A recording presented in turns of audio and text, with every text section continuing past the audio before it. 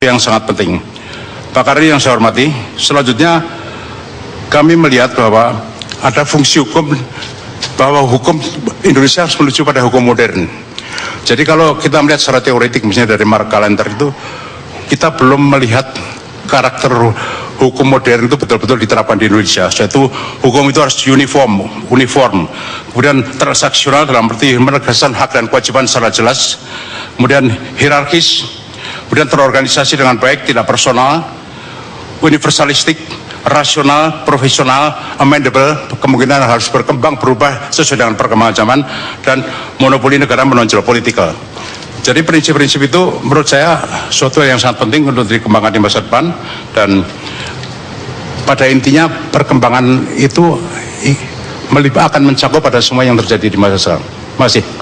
Baik, tadi ya makro Profesor lebih umum dan lebih teoritis juga. Konkret saya ingin salah satu dia apa kelemahan penegakan hukum yang dilihat sehingga kita tahu memperbaikinya. Karena ini yang saya undang dua tim tim hukumnya masing-masing kubu. Saya berharap ada masukan ke publik. Ya, Pak Karni, saya ingin menambahkan tadi adalah satu fondasi yang dibangun prinsip-prinsip oleh Profesor Muladi.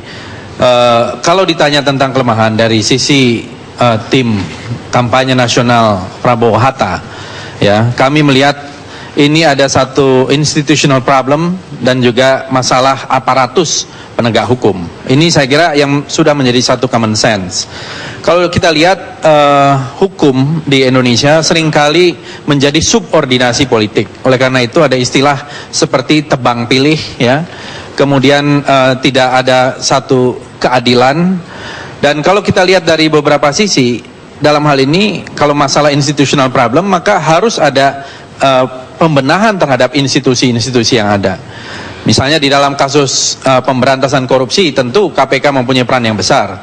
Tetapi tidak bisa hanya KPK, tapi bagaimana peran kepolisian, peran kejaksaan, dan juga institusi-institusi lain menjadi kuat. Bukan hanya pada faktor untuk pemberantasannya, tetapi bagaimana pencegahannya sehingga itu tidak terjadi. Kemudian dari sisi aparatus, saya kira ya selalu misalnya salah satu masalah yang klasik, masalah kesejahteraan dari para penegak hukum itu perlu menjadi satu pertimbangan. Kalau kita lihat di beberapa negara lain, ya ini memang satu pro kontra, ya, apakah kesejahteraan mereka itu harus dibereskan terlebih dahulu, kemudian tidak terjadi penyimpangan-penyimpangan, dan juga sistem yang bagaimana tidak memberikan satu ruang bagi aparat penegak hukum untuk melakukan satu abuse of power, ya, dengan kekuasaannya, dengan kewenangannya, karena ada moral hazard dari dalam tindakan-tindakan penegakan hukum. Jadi kami menciptakan kepastian dan menegakkan hukum tanpa pandang bulu seadil-adilnya, itu menjadi poin yang penting di dalam visi misi di bidang hukum Prabowo Hatta, di samping beberapa hal yang lain. Saya kira itu tambahan dari Pak. Baik, pemirsa yang saya sedihkan, hampir tiap hari rakyat Republik ini mengadu ke SMS saya, ke email saya, yang tidak mendapat keadilan, mengadu ke polisi tidak ditanggapi,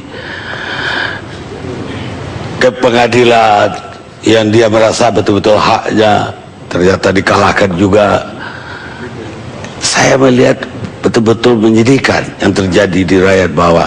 Karena itu saya ingin tahu di mana sebenarnya kelemahannya. Saya persilakan di sini ada Profesor Kaligis, Dr. Mulia, lengkap. Malam ini kita lengkap dari praktisi sampai ilmiawannya. Silakan. Oke, terima kasih Bung Karni. Tadi ditanyakan kelemahan-kelemahan hukum yang kita lihat apa. Pertama, saya ingin mengatakan lebih dulu bahwa cita-cita negara hukum yang kita dambakan memang semakin lama semakin mengalami marginalisasi. Nah, kenapa marginalisasi itu terjadi? Kalau kita mau melihat dalam konteks day to day pelaksanaannya, banyak tentu alasannya, tapi saya ingin menyebutkan 3 hal saja. Pertama, mungkin rendahnya kualitas legislasi yang kita hasilkan. Karena begitu banyak tumpang tindih, overlapping legislasi, baik itu sifatnya horizontal maupun sifatnya vertikal. Nah, ini ongkos ekonomi yang kita bayar untuk itu begitu mahal. Mungkin perlu ada penelitian berapa economic cost yang dihasilkan oleh tumpang tindih regulasi yang begitu masif di Indonesia ini. Nah, kedua, tingginya korupsi di lembaga penegak hukum. Nah, judicial corruption itu isu yang paling dahsyat yang kita hadapi, yang mengganggu dan melukai rasa keadilan kita semua. Yang ketiga adalah lemahnya kepercayaan masyarakat pada penegak hukum. Jadi ada distrust terhadap penegak hukum. Nah, ini 3 masalah utama yang kami identifikasi karena kita ingin action. 3 identifikasi ini yang kita coba rumuskan. Yes, asal muasal dari semua ini adalah hilangnya integritas plus inkompetensi pada aparat penegak hukum itu. Nah, dalam program hukum ke depan, pemerintahan Jokowi Yusuf Kala itu akan melakukan upaya-upaya pembentukan hukum yang sifatnya lebih transformatif.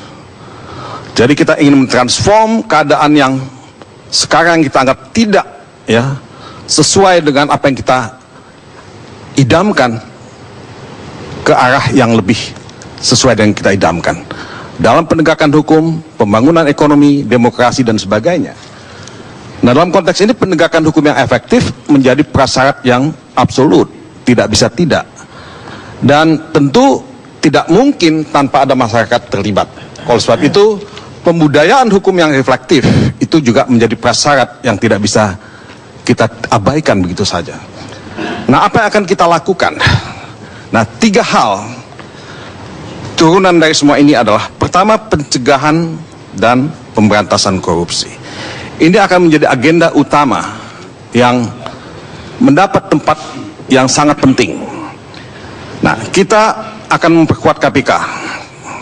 KPK adalah lembaga yang saya kira paling punya integritas dan kredibilitas. Amendment terhadap Undang-Undang Perlindungan Saksi dan Korban itu akan membantu penguatan KPK. Kita akan beri tempat pada justice collaborators sebagai pintu masuk untuk menegakkan keadilan dalam pemberantasan korupsi. Kemudian yang juga sudah banyak didengungkan adalah korupsi itu kan selalu cash gitu. Kita ingin ada non-cash transaction atau pembatasan transaksi tunai. Kalau yang tidak tunai, yang melalui bank itu dah gampang dideteksi oleh PPATK. Nah, kita ingin ada seperti di negara lain, pemberantasan transaksi tunai pada jumlah tertentu, mungkin paling banyak 50 juta. Nah, itu mungkin akan mengurangi angka korupsi. Nah, tentu akan dituntut ada pejabat-pejabat yang punya integritas dan bagaimana seleksi terhadap pejabat-pejabat baik itu di kepolisian, kejaksaan dan tempat lain.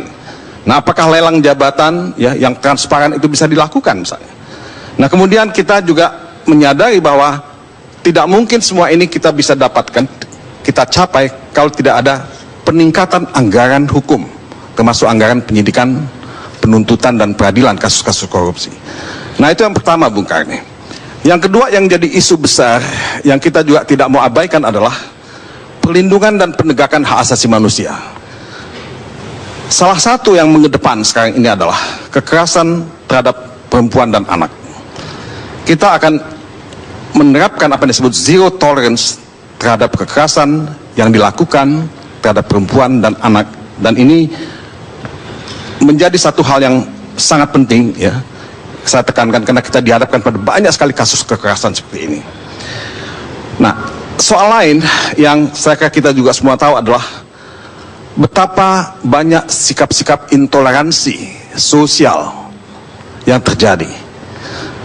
Nah, kebebasan beragama dan berkeyakinan itu mesti ditegakkan dan tidak boleh ada kompromi tawar-menawar terhadap masalah intoleransi dalam hal kebebasan beragama dan beribadah, perlindungan terhadap kelompok minoritas misalnya. Nah, tentu dalam konteks ini saya setuju dengan Pak Muladi tadi, persoalan masa lalu hak asasi manusia itu harus diselesaikan, tidak bisa tidak. Nah, kalau tadi dikatakan kita perlu merevive kembali Komisi Kebenaran dan Rekonsiliasi, menurut saya itu adalah jalan yang paling ideal untuk bisa menyelesaikan kasus pelanggaran hak asasi manusia masa lalu, tapi kan itu membutuhkan konsensus politik dari semua